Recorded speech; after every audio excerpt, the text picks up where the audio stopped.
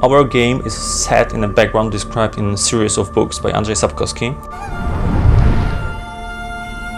Andrzej Sapkowski is, I believe, the most popular Polish fantasy writers.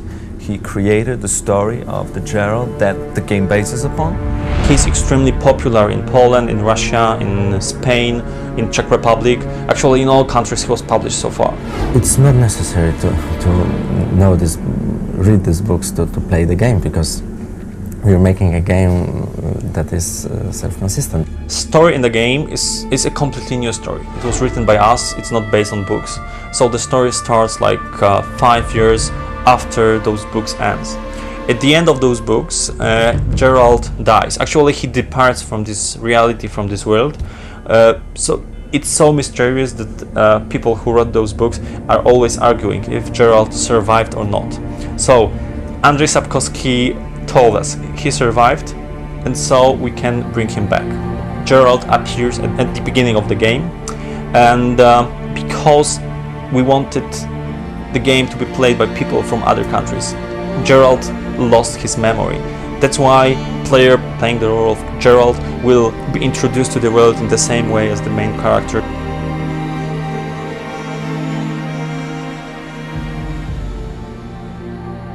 We concentrate more on getting to know the world, on finding out how the world of Andrzej Sapkowski is created, what rules are used in this world, and what's so exceptional about it.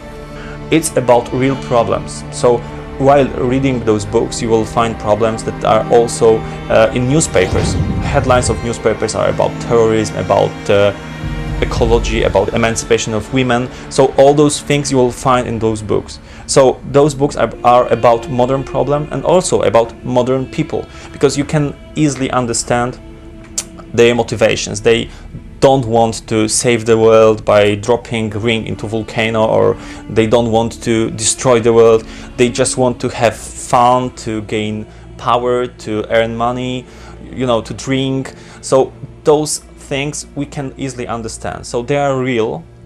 Problems are real. Decisions in the game, in this world, are real. What's also important, it aims more for the more mature players, because I know maybe too young players might have difficulties in making these choices easier. It's very real. It's not a good choice and bad choice, but a choice and its consequences. You made a choice and you have to live with it. Because of the decisions that you make and the fact that the consequences you face are prolonged in time, you need to have a clear indication what decision generated what consequences. And that's where we came up with an idea of creating the flashback system.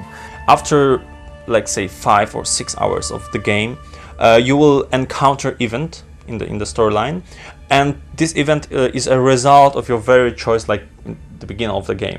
So every time you encounter such event, there is a special flashback cutscene showing you what you did and why this resulted in such event. All this allows us to make a game that can be played and should be played more than once, because there are at least 3 main lines you can follow, and 3 games you can see, three developments of the story. It's fun to play the game multiple times because of the choices you make, because of the different stories you can find out. Those choices build up 3 completely different endings. Those different endings are absolutely completely different situations. Some people are alive, other died. We have different friends, different enemies, but actually we always succeed. We always achieve our final goal. We always finish the game, but it's always different price we pay. This is how we try to tell the story. We wanted to give player as much freedom as he wants to change the story, to have a story as he likes in the game.